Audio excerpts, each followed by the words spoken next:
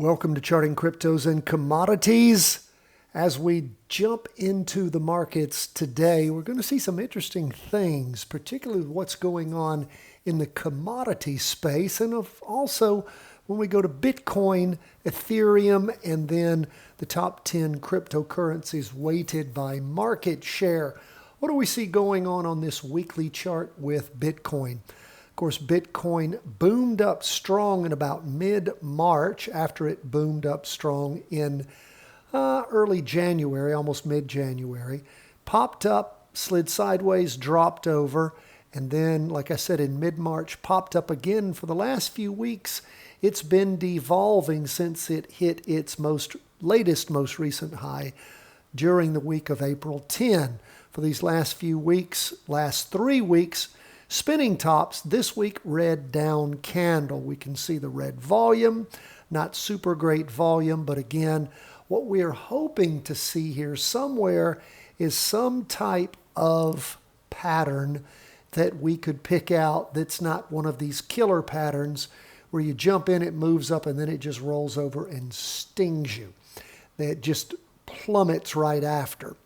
Now again, those are potential problems. What we want to start seeing, as I've said for many weeks and months now, is Bitcoin to have some discernible pattern. We are not yet seeing that. And again, waiting for some kind of stability in Bitcoin. Of course, not a lot of stability anywhere. So why would we expect it in Bitcoin necessarily? So we'll continue to watch, wait, and see what kind of patterns do arise. Take a quick look at Ethereum. Similar to Bitcoin, it peaked that week, April 10, and then started devolving since then. This week, red down candle. Less indecision than the prior weeks with top movement. We just see a bottom movement there. Of course, the volume's not blowing us away, so maybe it'll pull back a little bit, set up, and then move back up, and we can start finding some type of pattern to trade. And of course, the best pattern to find is one on the weekly chart, because you're talking about big charts with big movements and big profits in your practice trades. That's why we like to use the weekly chart. Let's take a look overall at BITW, which is the 10 crypto index fund. It's top 10 cryptocurrencies weighted as per market share. Of course, the big dog is Bitcoin, and the pattern is somewhat similar to Bitcoin where it topped. It is more smoothed, as you can see. And again, we can see the overall crypto market again pulling back. We can see average volume reducing. So again, we'll keep an eye on things as we continue to move ahead in time. Let's jump over now to commodities. What do we see going on there? Well, we'll start with the biggest downer for the day, which is corn.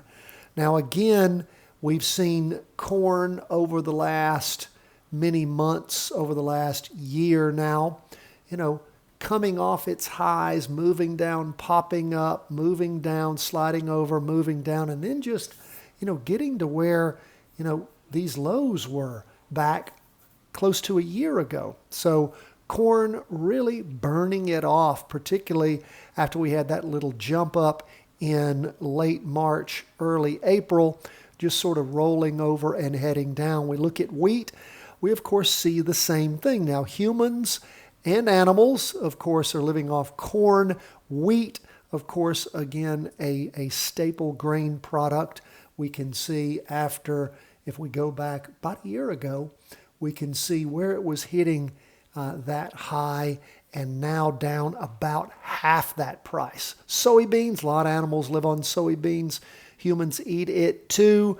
And as we look, again, big source of protein, we can see that it has come off its highs. It's not down at its lows, but again, for the last several weeks, really plummeted, hit its big low back there in late March, and sort of popped up a little bit in early April, and now moving back over. Copper used in industrial stuff, not anywhere near its lows back in September, but of course we can see over the last 3 weeks where it has been moving down. Now, The charts that have been moving up, precious metals, silver.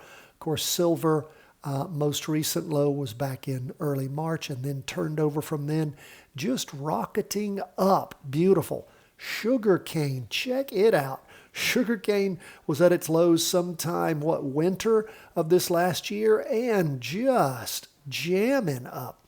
The most recent high was in that week on the 24th of April.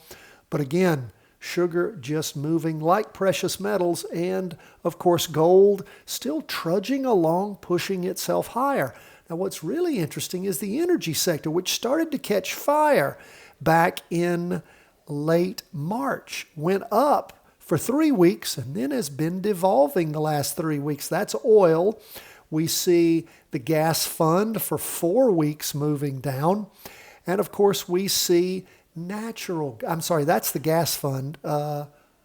Natural gas. I was right. Natural gas has been moving down, for many, many, many, many weeks, which again, we talked about, folks running out of natural gas over the winter time. And I guess, nice weather in Europe, not nearly as cold as it might typically be.